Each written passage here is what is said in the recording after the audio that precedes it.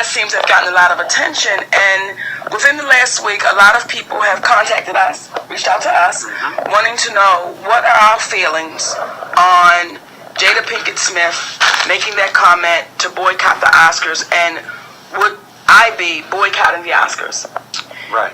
But before you weigh in that realm, we would be remiss if we didn't speak about what we saw from Aunt Viv, who seemed to have had an opinion in reference to that, if folks weren't under a rock in that regard. Yes, you are so very right, Daddy, because Aunt Viv, the first one, came out and she made some really valid points.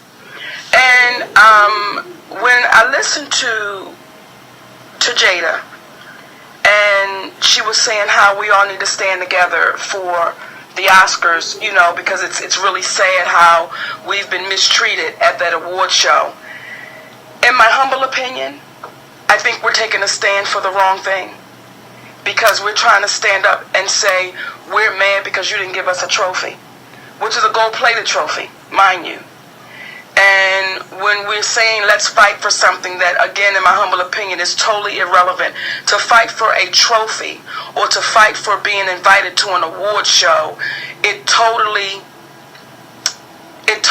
kills the point of what we really need to be fighting for and standing up for. You wanted to attack that right away, because I thought we was going to just chat about what Aunt Viv said. Well, with that regard. Let's try. No. We're going to mix it in, but you wanted to get into it right away. I get it. You know you're right. Okay, but see, what Aunt Viv was saying was, even when you think about... And her real name is... Janet. Right, but we all know it, damn it, as Aunt Viv. That was Aunt Viv. That's just like James from Good Times. God damn it, he will always be James. We know his name is John. Right. But that's Daddy James from Good Times. That's Aunt Viv. I don't give a damn how many Aunt Vivs they brought in. That was Aunt Viv, baby. And she was saying, how could we fight for an award when people trying to pay their mortgage? When people trying to survive, but you're saying, and you're calling on all of the actors and actresses, especially the black ones, to take a stand, and she's saying you're asking people to sacrifice their careers. Now, why would you think, now I know, you know, come on, but we got to say it out loud. Say it then. Why do you think she said sacrifice their careers?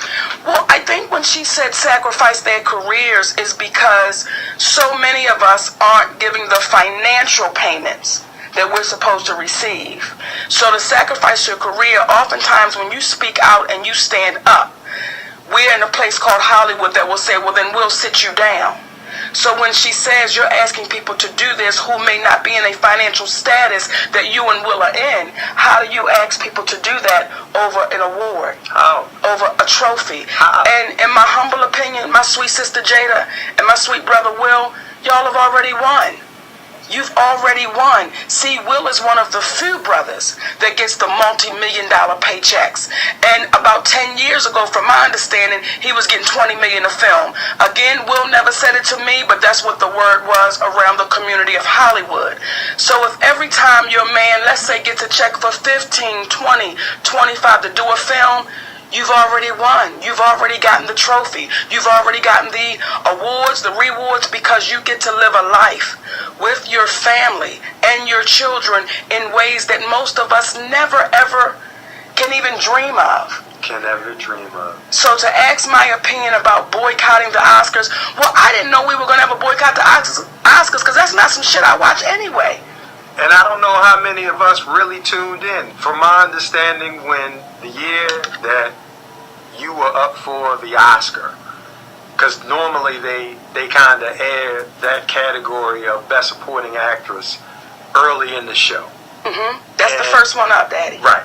And that year, you were relatively close to the end, because the word on the street was people were tuning out once you had won the Golden Globe, the Screen Actors, and the whole nine, and they were tuning out. I only watched it because I knew that she was going to be on there. So, when you hear folks saying, I only tuned in because I knew you were going to be a part of it, and I tuned out when it was over, speaks to it. So it's not as if historically that it's been something that we've been a part of, because when you say in the grand scheme of things, there's been one best leading actress who was Halle Berry, and I believe 7 to 8 additional actresses in almost 100-year period, which essentially, if we did the math, give or take some years and a few numbers, would be about one actress being a winner every 10 years, every decade, when you break it down. So it's never been a point in which we have been a part of that, which is why for years you had always been speaking in reference to, let's lift up the NAACP Image Awards. Yes. Because that was the most important award that you felt that you had ever received, simply because there's a level of being recognized from your people who have created something for your people.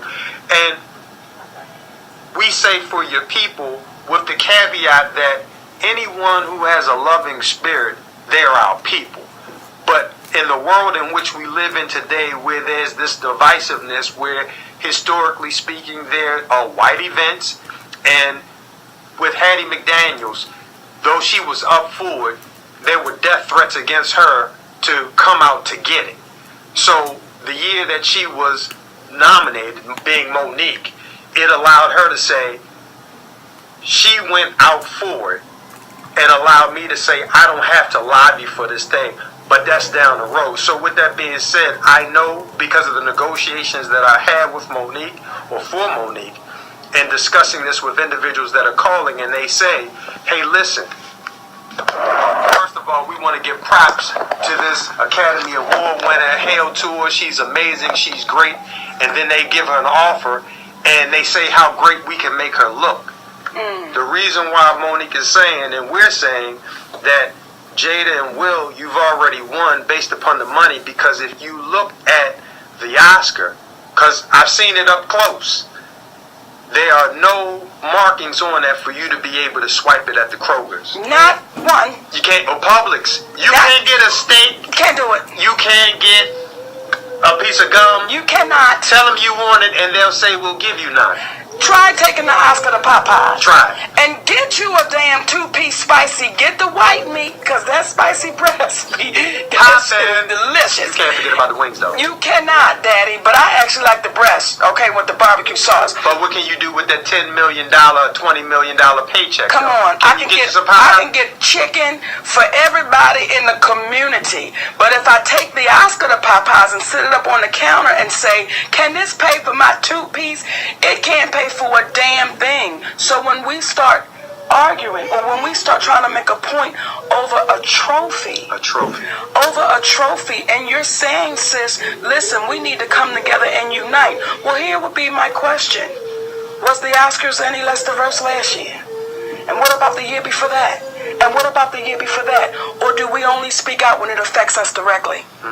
Do we only make noise when it comes in our backyard, even though we know our neighbor's backyard, they're getting devastated? But do we throw up our hands and say, that has nothing to do with me? I'm going to only speak out when it comes to my backyard. Well, right now, it's in their backyard. It's in their backyard. And the reality is, sometimes the old saying, we got to get out our own way. Sometimes people don't understand the magnitude in which they are already winning. But they are winning at an incredible rate, and that Academy Award nomination or win for them, it would not make them and it would not break them. But what would break them, and what would be something to rally around, is to make sure that you get fair wages in Hollywood. That's the real talk, because we had to go through it together, but there was a level of bashing that you received. Yes. Not just from people who were white. We primarily heard it from people who were black. Yes. That were telling you. That's why this is not as much about white and black as it is about the thinking of individuals. And whether you are white or whether you are black, you do not have a monopoly on decency and or indecency, on fairness or on unfairness. So when we've had conversations with individuals who said, I think your husband is overbidding you. Yes. He's overbidding you. But we're speaking about numbers that when you looked at what Matt Damon got for his first 2-3 movies at $300K, and that's what he got and never looked back, but then they want to offer you a number that's reflective and now lower than what you received before you won the Academy Award, but we're overbidding you. What we're saying is we're not overbidding you. The individuals that look like us are underconfident, and what they're saying is you better know your place. Historically, you got to understand, guys, you know they're not going to play you fair. So if, for instance, Brother Tyler Perry, see, during that whole Oscar piece, when we were going through it, and they gave us a call, or gave me a call, and they said, well, can we get Monique to go across seas to promote this movie? She did an incredible job when she was on Oprah and in promoting it. Would she help us push it overseas? And we simply said to her, well, she wants to take a little time off and spend it with the family. And they said, okay, hung up, called back. Well, what can we do to make it sweeter? Because we can give her a longer trip. We can extend her stay at the hotel. And hell, it's the French Riviera. Who wouldn't want to go there? Well, unfortunately, she's going to respectfully decline, but we thank you. Is there not anything that we can do? Well, let me ask you this, and maybe I can go back to it with this. Was there a price tag associated with what you're offering her? You would have thought I said, can you please pass the jelly? Come on. Oh! Oh, did he ask for money? Oh, baby, y'all, that's what he did. That's what they did. And we didn't ask for it. We just simply asked, was there a price tag associated? Then I get a call from Brother Tyler Perry, who says, I'm reaching out to you because this can be huge for Monique. If she gets nominated for an Academy Award, don't you understand that she could be in a position to get $3 to $5 million per film? I want y'all to listen to this now. She could get $3 to $5 million of film. And if she wins, man, $6 to $8 million, brother, guaranteed. And I said to him, well, can I ask you a question? If they say to us that her deal was with Lee, and she's done her deal with Lee, and they owe her nothing, then she owes them nothing, right? Well, right. Well, the question I would ask is, why would she travel for free when she's already done this gig? Why would she campaign for an Oscar as if she's running for office when they're waiting to see? Because see, when you run for office, you're trying to sell people on you have the history, you have the ability to do what it takes, that once you take over presidency, you can execute that function. But when you are an actress and you've already executed the function, which is already on the screen, what is it that you would be campaigning for your work is done? And that's the part of the vanity for an award that you said, listen, as I told Brother Tyler, she'd rather take family over fame right now. Come on. And Brother Tyler said, I can completely understand what you're saying, and you're right. But they asked me to call you up to talk to you because of the potential opportunity. And as we say this, as I say this, this is not the bash Brother Tyler by a long shot. Because people say, oh, they calling them out. No, we calling them in. And we calling them up. Because what we saying is, if you have real conversation about it, the way one was on a particular day is not indicative of how they feel today. Because how can you blame an individual for trying to be a mogul and they don't know what it is to have children that have come from their loins that you got to raise, or a husband or a wife? They don't know what it is. It's about the business. So when they say that you're right, but... And that's where the problem comes in. See, we're fighting for a trophy about the Oscars in an event that historically they don't want us to be a part of. Historically, they don't want us to be a part of. But there are some performances that you just cannot deny, and they know it would be a problem if they did not give those people those awards. However, when Brother Tyler Perry says to my husband, I know you're right. What you're saying is absolutely right. But They told me to call you, so I'm just calling you up. This is what I would have appreciated from one black woman with a black man that quote unquote sits in a position of power. Had Tyler Perry called up and said, listen guys, they asked me to call y'all, but what I told them was, what is it that she's asking for? Because she's absolutely right. Y'all are asking her to do something for free where we will make the money, because Tyler Perry also signed on to Precious as well as Oprah Winfrey did. What their financial gain was, I don't know. But so that we're not just the only ones making the gain off of Gabourey Sidibe and Monique. That brother took the back seat and said, I will call them to convince them to do this for y'all so y'all can get paid more money as well as I will, but we'll just do as we normally do with black talent, and we'll use them up as much as we can. So for me, and again, like Sydney said, we're not calling nobody out, but to call you up and say, don't you see this as part of the problem?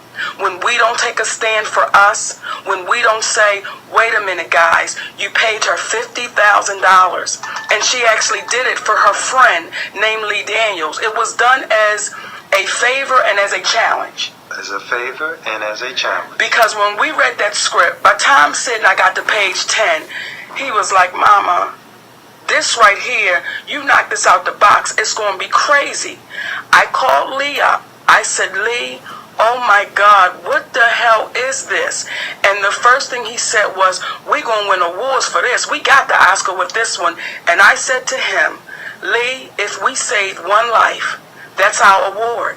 If we do what's on this paper and we put it up on that screen, that's our award, our reward. I'm not worried about no trophy. So the calls that we were getting from the quote-unquote powerful ones about this campaigning and about this award, what it says is we've bought into it too. And what it also says is bank on the promise that if you don't piss them off, maybe they'll do some work with you later on. Not anything definitively, but maybe they'll do something with you later on. And what we were simply saying is, listen, if you're promising a real opportunity or something of that nature, we're open to that. The deal is done or whatever the case might be, but you're essentially telling me that our position logically makes sense. But what you're trying to do is not put us, or hopefully have us be in a situation where it can be construed as, okay, you guys, you want to be paid for something, and we don't want you to be proverbially blackballed. And to Tyler's credit, almost prophetically, it was a situation where when you have Lee Daniels saying things like he's saying, once again, he's not white, he's a man of color. And when you have him saying that she was difficult to deal with and things of that nature, it becomes interesting, because what no one knows is about this man who, after the movie was over, first of all, during the movie, see, they don't know about you telling him, hey, there was a gentleman there who had twins that were playing a part in the movie that was getting ready to go out into a snowstorm to call a cab for his children. And she says, no, we got to get him a car. See, they don't know about the gentleman who happened to be Caucasian that were messing with his lights, and he couldn't get his shot right. And see, Monique overheard him say, I don't care what he wants, I'm going to do it my way. And she said, Mr. Daniels, in front of a set full of individuals, and called him out and said, this gentleman said he doesn't care what you say, I'm going to shoot it, I'm going to leave the lights my way, which subsequently led to the shoot being shut down. See, she wasn't difficult then. See, she wasn't difficult after the shoot when Lee Daniels, see, after the shoot, when Lee Daniels then called on her and said, can you bestow the Man of the Year award on me through the LGBTQ community? So it's like, why would someone who's difficult, why would you want her to give you a trophy for the Man of the Year? Why would you want her? No one was privy to see him calling her at 12 o'clock at night, crying on her shoulder, saying, I hate that you're the only one that I can come to. Why? Because he knows she's going to keep it real with her. See, no one was privy to hear that. But what happens is, what folks are saying is something that we're not saying. What they're saying is, listen, you know the machine is big. You know the machine does not take favorably to people of color, because historically, when you look someone in the eye who was white and was part of the bigger machine, and again, when I say this, is with the understanding that this is not indicative of all Caucasians, because from slavery there was abolitionists. When you saw Martin Luther King, there were white people, Asians, folks sitting with them. And when you look at Black Lives Matter, you see people of all different colors sit there, because we do not have any color, does not have a monopoly on decency or indecency. But in our community, we have been conditioned. And they say it takes 30 days to be conditioned into doing something. Well, we have 400 years of being conditioned into being afraid of the machine. And what's been told to us is, if you do not bow down, then it can create a problem for you. And what we said is this: if you continue to bow down, does that not create a problem for you? At what point do you have an opportunity to better your life if you don't speak up about it? Because what we ultimately saying, and while we saying we're not trying to call folks out, we're trying to call them in, is to say, when you present what's real and you introduce another individual to their own conscience, then you get an opportunity to see if these individuals have this thing called character. And character is the thing that is not shown when you're winning all the time. It's the thing that is shown when you realize you made a bad mistake. And now you can apologize for that said mistake. And then you can make the necessary corrections. But if we stay quiet in our community, how can there ever be any conversations about corrections being made? And when we stay quiet and fearful of not just the machine, but people in our own community, when we are quiet and fearful. See, when Tyler Perry called me into that meeting in Las Vegas, when we were at the neighborhood awards for Steve Harvey, and he called me back into his room, and there was a room full of people, and he had about 10 security guards, and it was just about, there's a lot of people, a lot of shit going on in there. So he excused all of his people, but I had security with me. And I told Tyler, I said, well, I'm keeping my security in here because I don't know what kind of shit is getting ready to pop off. And he laughed, but I wanted security to stay in there to hear the conversation. Because oftentimes we'll have conversations in private that we're too afraid to have publicly. And I remember him sitting me down in the dressing room in Vegas, and he says to me, listen, what you really want to do is consider rethinking what you're saying and go ahead and promote this movie. And the same thing he told me in reference to how much I could make and blah, blah, blah. And I then said to Tyler Perry, well, since you're a part of this movie, I don't care where the money comes from. You can write the check from your company. And he said what he said to you. He said, I'm not in the business of just writing checks and giving away money. And I said, Tyler, I'm not in the business of working for free. So when we have those conversations, and I've had people ask me all the time, how come you ain't never been in a Tyler Perry movie? Because he know he got to pay me $6 to $8 million based off of what he said. And I don't know that there's been any black actress that's been in a Tyler Perry movie that's made $1 million. I don't know if there's any black actresses on the Oprah Winfrey Network that are making the money that they should rightfully be making as a star of a sitcom, as a star of a television show. We do it to ourselves. And we're not pulling Oprah out for no reason, because she was part of the Academy buzz too. Yes. Because see, Monique went on a show, and this is again to reiterate, because when you look at roots, and we speak about slavery, when we look at roots, and we look at the first point of contact that the native indigenous Africans made with the slave master, the conduit to those individuals were black men standing on the shores looking like the indigenous people, but taking them right to the slave master. They told us we was going on a cruise. Hey, they was going on a cruise. Ain't that a damn shame? All expense paid. All expense paid. All expenses paid. So I say this to say, oftentimes we do it to ourselves, because I know what it is to be on a Saturday in the bed with Monique and our children watching Curious George, and we get a call from Oprah Winfrey who's saying, listen, where was the festival at? It was in Cannes. Cannes. Yes. Let me get a private jet for you to bring you out to Cannes Film Festival. And the people want you. And she had expressed to them, you know what? I appreciate the lookout, but I can't. I'm right now with my family. We're in there watching Curious George. Now, Curious George now, first of all, anyone who is a parent, anyone out there listening who is a parent, and when you say that you are doing quality time with the children, the first thing that is said in return is, we get it. You go ahead and spend that quality time because you know how precious it is. What we got from Oprah, or what you got was, I know, but. Right. Now this is, again, babies, when we talk about Jada wanting to boycott for a trophy. Now we're talking about our big tears. We're talking about Jada wanting to boycott for a trophy for Will Smith. We're talking about Tyler Perry saying, I know you're right, but. We're talking about Oprah Winfrey saying, I know you're right, but. And I'm saying, and I'm looking at Sydney, and it's like, Daddy, they're saying, I know y'all are right, but, and these are the big wigs. And continue with the story, though, with her that morning. Well, the story, again, we calling people up, baby. We calling them in, not calling them out. But when Sydney and Oprah were having a conversation, and it got really interesting, and see, y'all, there are times I have to have what's called tact. And it can be difficult for me.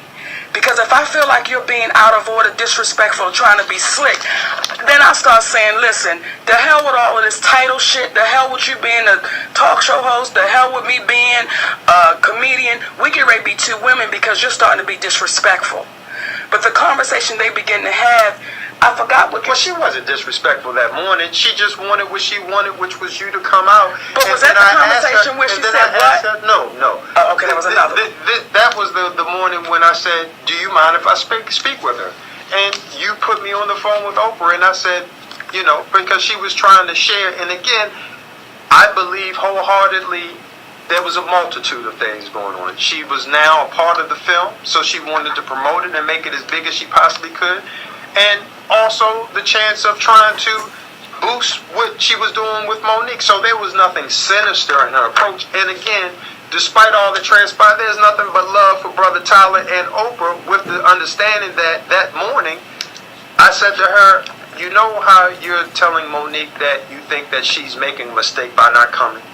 I said, you being the person that you are, and you being a billionaire, and you being as large as you are in this business, you're surrounded by some very smart people. Would you agree?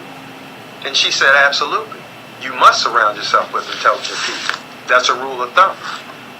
Sometimes, though you were surrounded by those intelligent people, have you ever had to be in a situation where you had to be the person who said, I know what everyone around me is saying, but I have to do this my way because no one was around with me when I started and when I was exhibiting my level of thinking, and that you had to make a decision for yourself despite what everyone was telling you. And she said, you know what? It's funny you say that. Just recently, my whole team and staff was around me giving me advice in reference to what they thought I should do.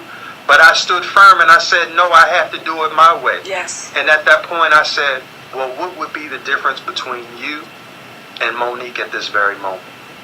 For she feels that she needs to do it her way. And to Oprah Winfrey's credit, she said, you know what, Sydney? You're exactly right. And at that point I said, well, I appreciate the conversation. I gave the phone back to Monique, and we hopped back in the bed and hung out with the children and Curious motherfucking George. Okay. And it was funny because later on that day I got a call from Lee as he was laughing, talking about Mama. When she came back, she looked at me and said, you're right, she really don't care. And Lee said, that's what I told her, like, she doesn't care about that. And let me be clear about something, because somebody just posted, speaking out, be careful, it may come back to bite you. Let me say this. If we don't speak out, it will bite you. If we don't take a stand, you will fall for absolutely anything whatsoever, because you become too afraid to say what is right and what is fair and what is honest. And during that whole time, and I think too, Daddy. But look at that. Okay. Okay. Be careful. Be careful. It may come back to bite you because you were honest. Here's the thing.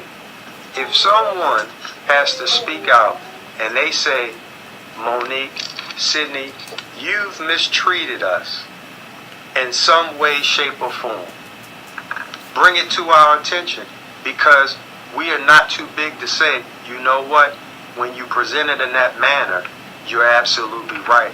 Because, again, we don't monopolize what it is to be right, but we know the difference between wrong and right. So the key is here. This is not a conversation about trying to call someone out. This is saying, listen, if what we say seems at all reasonable, what type of dialogue can we have in order to receive this thing called parity? Because when I speak to my mom, when I speak to folks that lived during the days of Martin Luther King, Malcolm X, see, there are a lot of people who were of color who said Martin should just let things be the way they are. Malcolm should just let things be the way that they are. And because they did not is the reason why there is no black and white fountain. And what happens is the scared individuals, and don't get me wrong, it's not as if, as we say what we say, there's not as if it's not a reason to potentially be fearful, because people are ruthless. People can be cruel. People can try to do things to not address what it is that they did to try to make it look like you're worse, because that's where they are in their life, and they don't see at the end of their life, when they're in the midst of their life, that they'll find that the important thing was how did you live your life, not how much money did you make during the course of it, and not how many people did you have to beat in order to win. It's how many people did you help win, so we all can play and be successful together. And I think that's where, for me, with Jada speaking out about a trophy, had sweet sister Jada said we need to come together because the pay, the wages is just not fair. Well, because that's not in Jada's backyard. Again, you're married to a multi-million-dollar a film man, so the wages really don't make you a difference either way, because your family's okay generationally. But had we stand together, if we stand together and we say, listen, why is it that our sister Jennifer Lawrence, who happens to be white, her first movie in, she got $500,000. That was for Hunger Games. I don't know how many black actresses get $500,000 a film, and there are some of the veteran ones. I don't know how many black actors have seen multi-million-dollar paydays, and there are some performances that hands down wipe the board clean. But when we start asking for a trophy, our attention gets pulled away to some bullshit over a trophy. And if we really want to take a stand, at what point do we really stand? And not just the black actresses, not just the black actors, but all actors and actresses say we must demand equality. Because once we demand equality, the public gets a better performance. The public gets, the consumer gets a better performance. We must demand that our movies go into all the theaters that the white films go into. We must demand that with the studios, we get the same budgets they get. But we're still so afraid to say anything. I'm so sick of black producers coming to me saying, you know, they gave us a low budget. And when I'm in those meetings with those white boys and they be talking about you and that you're difficult and demanding, I'll stand up and I'll say, well, what about Sandra Bullock? What about Julia Roberts? And then I say to them, but do you stand up and say, what about giving us a goddamn fair budget? And when we speak about the fear that transpires amongst us deviating from the Oscars, see, there's a gentleman by the name of Isaiah Washington who, in my humble opinion, that guy shoots straight from the hip. And he may be extremely blunt, because we've had our disagreements, but I love that brother. Yes. Because he's one of the straightest talking individuals you want to hear. And a real dude. So that the situation that he was called out for, not to bring it up, but I believe, in my humble opinion, if he would have said it, he would have owned it. He's no liar. He's a straightforward cat. Yes. But let me give you an understanding how straight this dude is, and let me show you how the reality of the fear in Hollywood can take over we as people of color. See, there's a gentleman that you all know named Malcolm Lee. He's done shows like Welcome Home, Roscoe Jenkins, The Best Man, 1 and 2, Roll Bounce. Incredible director. Barbershop of 6. I don't know which one it is. 16, 17. Okay, he did it. But when there was a particular evening that I got a call from Isaiah Washington, and Monique was performing in New York, and I get a call, and he says, Malcolm is going to be in New York. He wants to come out and see Monique. Can y'all set that up for him so he can get in? So I call Robin and let her know what the situation is, talk to Monique, and I'm like, make sure, he good. And she's like, oh my God, yes, of course. Laid it out for him. He gets in. Monique's on stage, gives him a shout out. Nothing but love, because what was the experience like on Roscoe Jenkins? Absolutely amazing. Absolutely amazing. Months later, after the whole concern and issue with Lee Daniels, Isaiah Washington gets a call from Brother Malcolm Lee, because he's looking to do another barbershop. Yes. And he calls Isaiah to ask Isaiah Washington, hey, I heard Monique was difficult to deal with and everything. Is that true?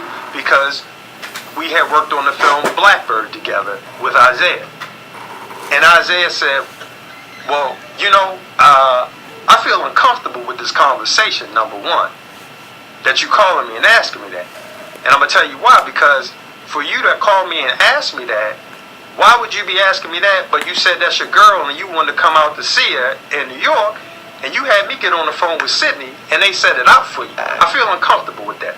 Number two, you worked with her before on Roscoe Jenkins, so you know what it was for her, which is the reason why you said that's your girl and you want to go out there and support her. And number three, I don't play that shit.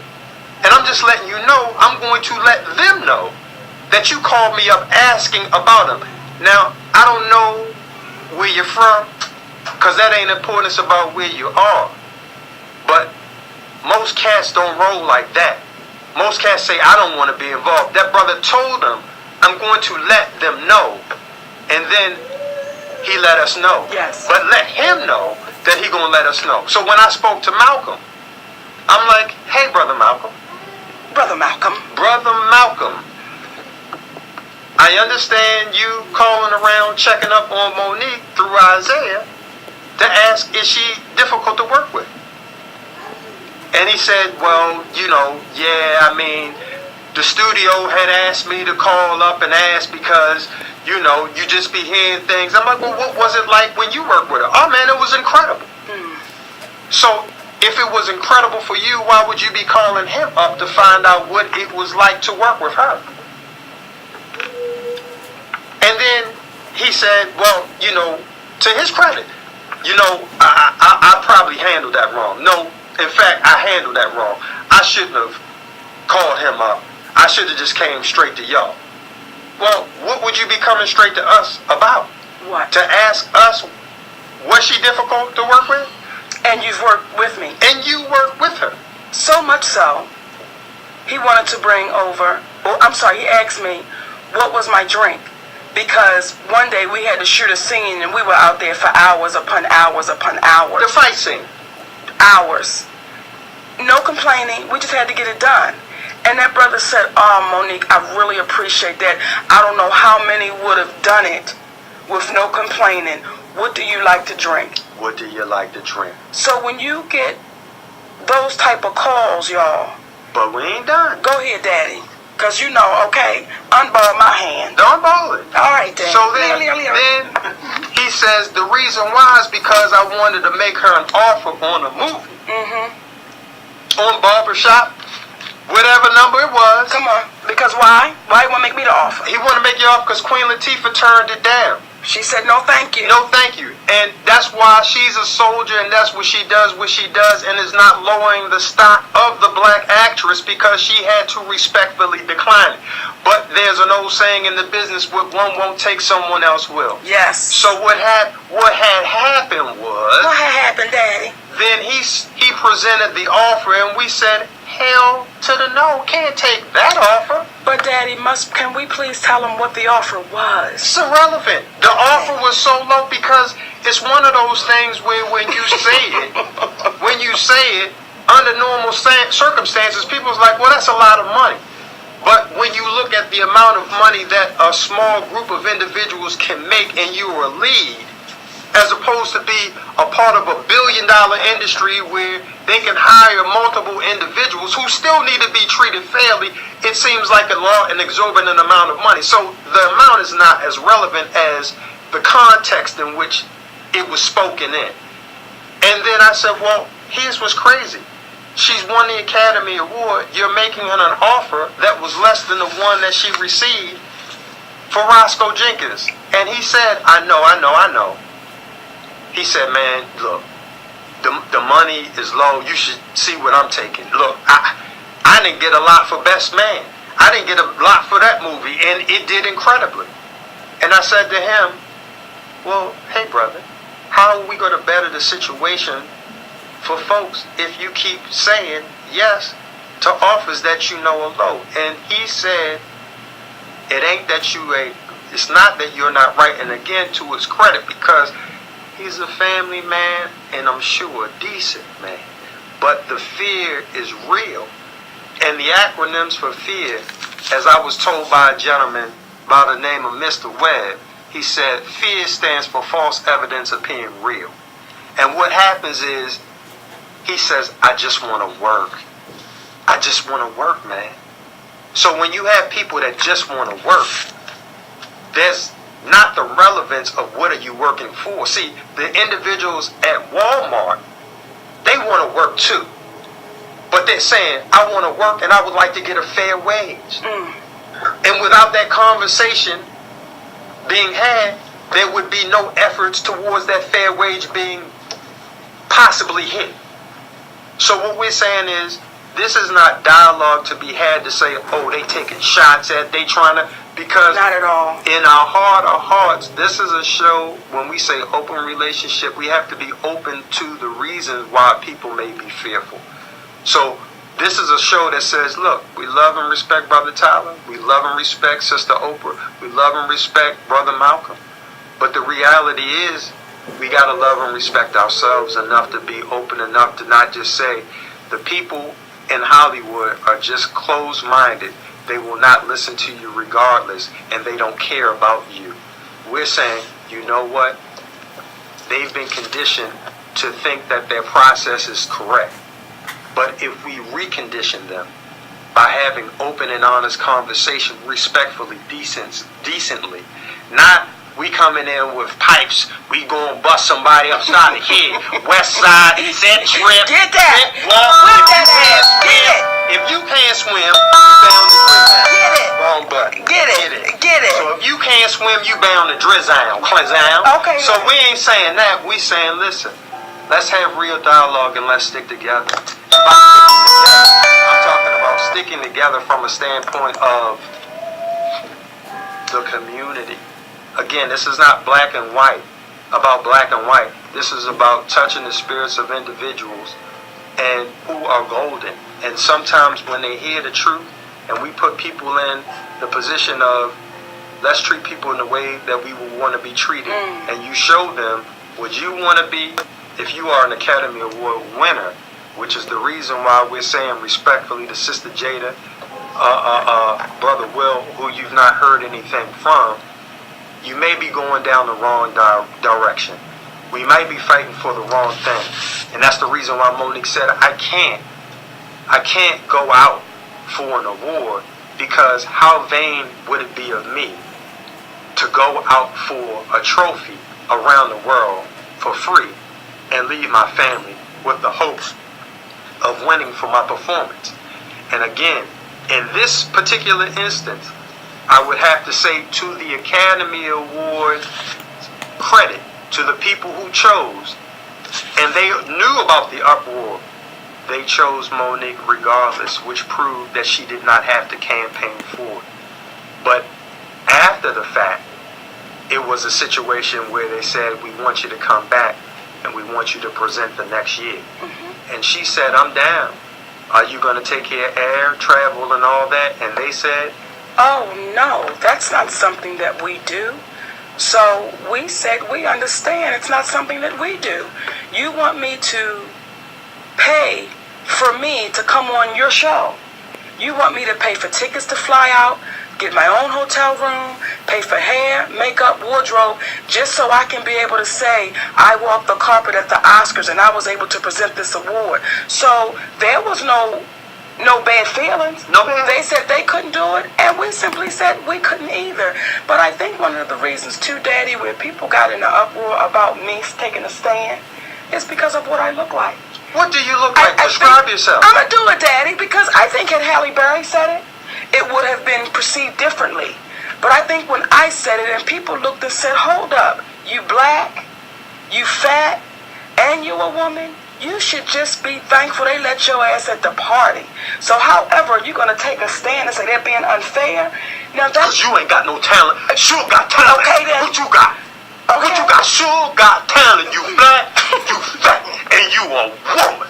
I may be black. I may even be ugly. But I's free. You gonna sit there and let that woman talk to you like that at your own table?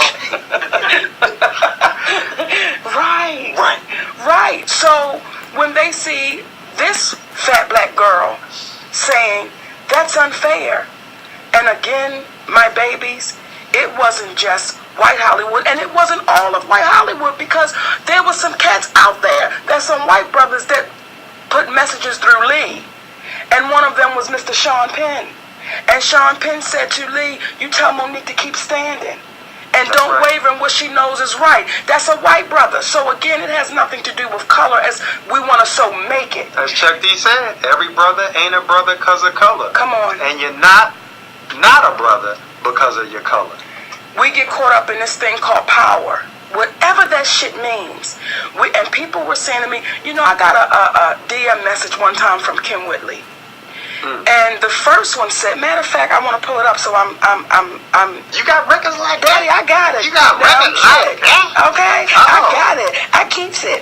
Okay, I'm gonna just read you to you what the tweets were. The first one was, hey girl, I read the article. That was brave of you. Miss your friendship. One day I hope you will explain what happened to us. Stay strong. The next one tweet that comes in that came on February 20th at 2:36 p.m. The next tweet that came in from Kim Whitley was March 13th at 11:57 p.m. Love you. Now, shh. Stop talking. Be still and come back with a vengeance. And then I sent to my sweet sister Kim, in the words of Diana Ross and the Supremes, stop in the name of love before you break my heart. Think it over. Because she and I have had very intimate conversations about the business and about Hollywood. And I can remember one night she and I were out at our sister Taraji's Oscar nomination party. And we were so proud and so excited because that performance she did in Benjamin Buttons was just kick-ass.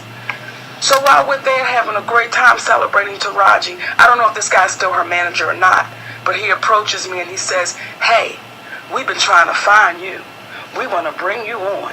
And he began to talk about what they wanted to do with me, and I said to him, listen, tonight is Taraji's night. So what we're not going to do is have any conversations with me about any business. We're going to celebrate my girl. And when that gentleman walked away, Kim Whitley looked at me and said, I can't believe you said that. You said that to him. And I looked at her and said, I can't believe you wouldn't. We're here to celebrate our girl. And this is what makes her difficult. This is what makes us difficult. Not we out on the street, pimp slapping folks, eating peanut butter sandwiches and coffee. We're not just doing that. Ain't nobody pulling their ass out saying Ain't nobody saying kiss it. Ain't nobody mistreating. See, what makes it difficult is when people are used to saying whatever they want to say, and no one says or gives any retort with regards to the way you're coming across is not fair. They are under the impression that it's okay. So when you're one of many, then you then become difficult. And it is true. It is difficult for us to allow and to take mistreatment sitting down. And as we sit here and say that, we're not the individuals just speaking about individuals that don't know how to act right. Because when we dealt with HBO, when we tell you, class act all the way. Hey, the Angela Tarantinos, Come on. the Mark Maynards, the people that they had over at HBO when